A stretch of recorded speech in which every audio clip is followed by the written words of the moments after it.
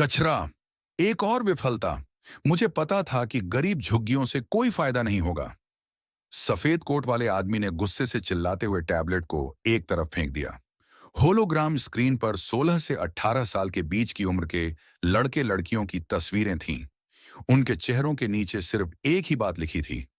आवेदक। आह, कमबख्त सरकार। हम इस गंदगी में प्रतिभा खोजने के लिए मूल्यवान स्पार्क सीकर्स को बर्बाद कर रहे हैं। संभावना हमेशा बहुत कम होती है, वैज्ञानिक ने चिल्लाते हुए कहा, केवल धातु से बने विशाल कमरे की चौड़ी खिड़की से बाहर देखते हुए।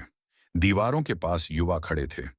उनकी आंखों में कोई डर नहीं था, केवल अंतहीन उदासी थी, क्योंकि उनमें से किसी में कोई प्रतिभा नहीं थी।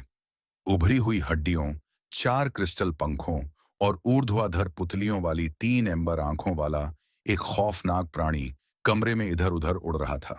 राक्षस के 4 छोटे अंग थे जो कभी कभार ही हिलते थे, और एक लंबी पूंछ थी जिसकी नोक विशेष रूप से चौड़ी कांच की थी।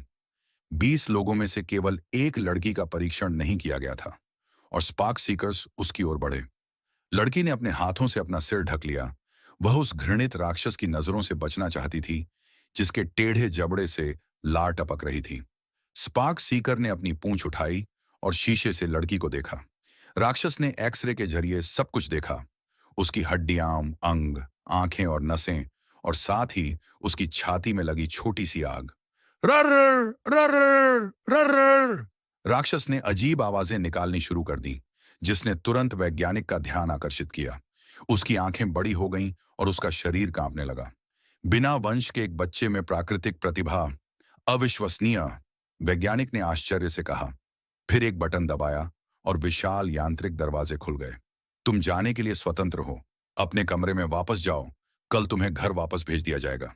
वैज्ञानिक ने लापरवाही से अपना हाथ हिलाया और युवक तुरंत राक्षस से दूर आगे की ओर भागे। स्पार्क सीकर हैरान था।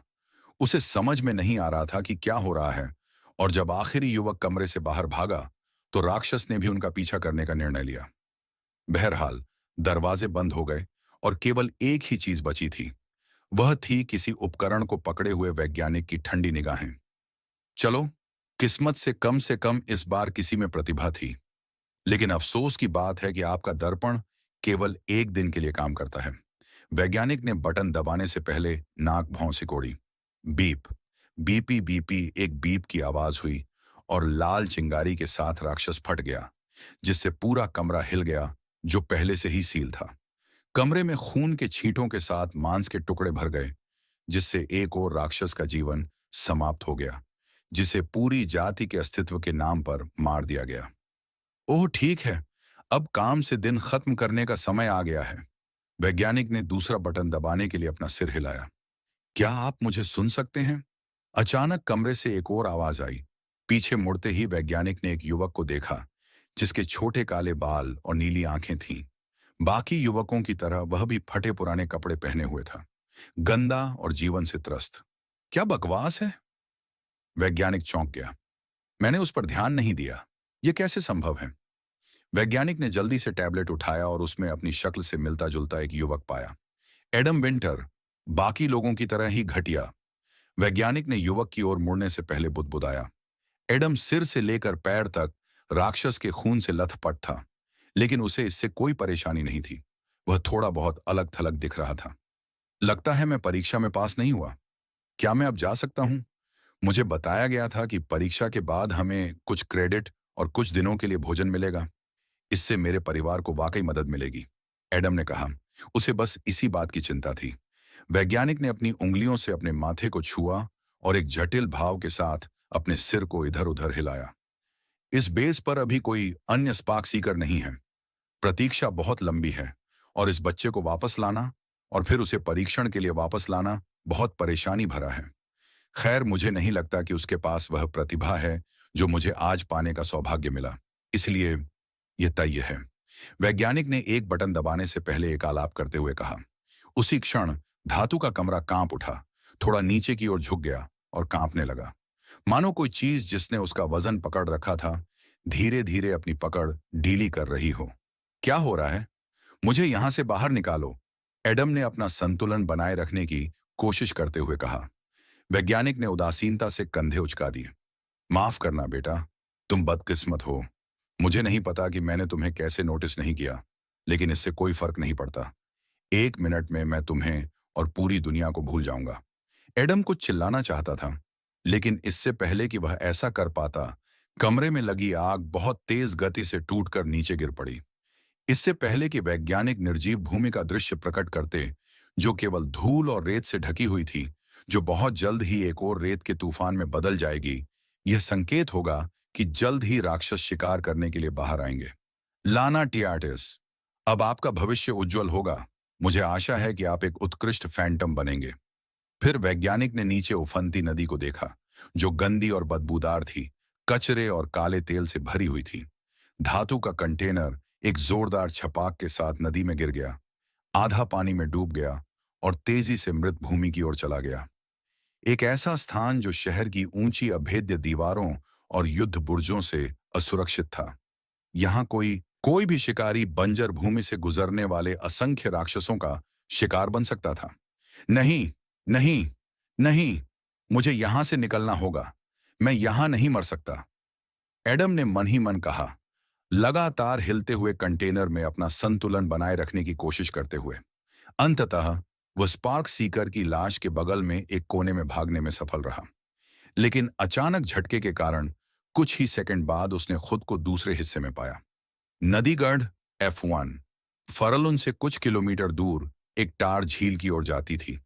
यह वह जगह थी जहां कई वर्षों से अपशिष्ट फेंका जा रहा था, विशेष रूप से मॉर्टन वेधशाला से, जो गढ़ के दक्षिण की ओर सबसे दूरस्थ अनुसंधान बिंदु था।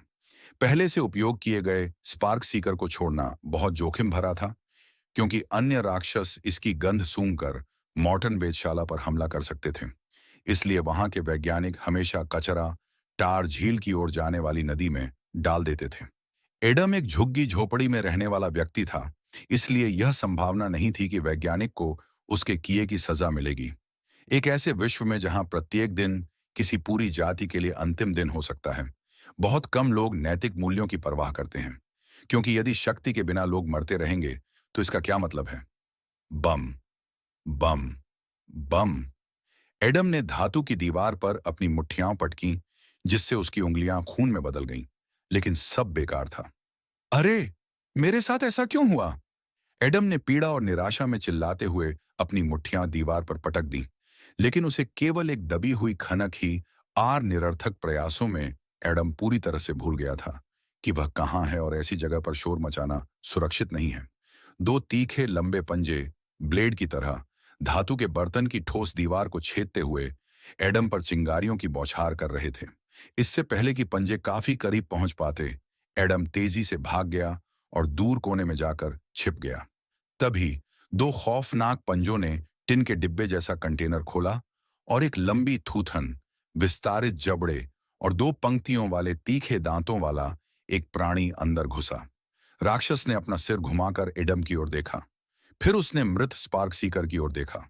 स्वाभाविक रूप से एडम कम मूल्यवान शिकार था, इसलिए राक्षस स्पार्क सीकर की ओर बढ़ गया। एडम को समझ में नहीं आ रहा था कि क्या करे, क्योंकि अगर वह मृत भूमि में भागने में सफल भी हो जाता, तो भी अकेले जीवित रहना असंभव था। वूश! एक विशाल भाले ने, जिसकी नोक चांदी की तरह घूमती थी, राक्षस के शरीर को छेद दिया और उसे टुकड़े टुकड़े कर दिया। तभी शुष्क रेगिस्तानी हवा से बचाने वाले ढीले कपड़े पहने एक लंबा व्यक्ति मार्ग के सामने प्रकट हुआ। उस आदमी ने अपना स्टीम पंक चश्मा उठाया, जिससे उसकी हरी भरी आंखें दिखाई देने लगीं और उसके चेहरे पर एक बड़ी मुस्कान तैर गई। अरे बेटा, तुम यहां कैसे आ गए? आदमी ने अपना हाथ हिलाकर उसे राक्षस के सामने उजागर कर दिया। उसकी हथेली के सामने एक सफेद भंवर दिखाई दिया, जैसे राक्षस से डीएनए डेटा की तरह विभिन्न रूण निकलने लगे। केवल कुछ ही थे, लेकिन वह व्यक्ति परिणाम से खुश था। एडम की आंखें चौड़ी हो गईं, क्योंकि उसे पता था कि यह क्या था। घूमना, एक अनोखी क्षमता जो केवल फैंटम्स के पास है। बुरा नहीं, बिल्कुल भी बुरा नहीं। मुझे संदेह है कि मैं दो पंजे वाली बिल्ली को इतनी आसानी से मार पाता, अगर वह तुम्हारे कारण विचलित न होती। आदमी ने अपना भाला निकाला और एक कदम आगे बढ़ा। चलो, मेरे साथ चलो। रास्ते में तुम मुझे बता सकते हो कि तुम्हारे साथ क्या हुआ। मैं प्रथम श्रेणी का प्रेत हूं, तुम्हें मुझसे डरने की कोई जरूरत नहीं है, आदमी ने आत्मविश्वास से एडम की ओर हाथ बढ़ाते हुए कहा। एडम ने जल्दी से उस आदमी के पास जाकर सिर हिलाया। हाँ, मैं बच गया। एडम ने मन ही मन खुशी जताई। तभी एक धागा, जो बाल से भी पतला और तेज चमक वाला था, एडम की आंखों के सामने से गुजरा और तेजी से उससे दूर चला गया। आदमी का सिर जमीन पर गिर गया। उसकी गर्दन से खून का फव्वारा बह निकला, जिससे एडम भी प्रभावित हुआ, जिसकी आंखें आदमी के पीछे छिपे राक्षस को देखकर भय से चौड़ी हो गईं। नहीं! एडम भाले की ओर लपका और उस धागे को चकमा दिया जो उसके सिर के पास से गुजरा, जिससे एक लंबा लेकिन घातक घाव हुआ। तुरंत ही राक्षस का चौड़ा पंजा एडम पर पड़ा, जो अंतिम क्षण में भाला पकड़ने में सफल रहा। मर जा! एडम अपनी आत्मा की गहराई से चिल्लाया, अपनी सारी शक्ति भाले में डाल दी, जिसकी नोक गति के कारण स्वतः ही घूमने लगी। राक्षस का पंजा फटकर मांस और रक्त में बदल गया और हड्डी के टुकड़े टुकड़े होकर एडम के चेहरे के पास जाकर गिरे, जिससे उस पर खरोंचें पड़ गईं। फिर भाला राक्षस की छाती तक पहुंचा और उसे पूरी तरह से छेद दिया। इससे पहले कि भाला टूट जाए और खराब हो जाए, राक्षस का शव आदम के सामने गिरा। उसकी आंखें खुली हुई थीं, लेकिन पूरी तरह खाली थीं। आह! आह! आह! एडम भारी सांस ले रहा था और उसका दिल जोरों से धड़क रहा था। किसी कारणवश कुछ देर बाद भी उसकी हृदय धड़कन धीमी नहीं हुई, बल्कि बढ़ती ही गई, जब तक कि एडम की आंखें चमकने नहीं लगीं। उसकी पुतलियों में एक बीज के समान एक आकृति प्रकट हुई, जो सभी दिशाओं में तेजी से बढ़ने लगी और जिसने एडम के जीवन को हमेशा के लिए बदल दिया। आपका विकास वृक्ष जागृत हो गया है। आप जीन को अवशोषित करने के लिए रिवॉल्व को बुला सकते हैं।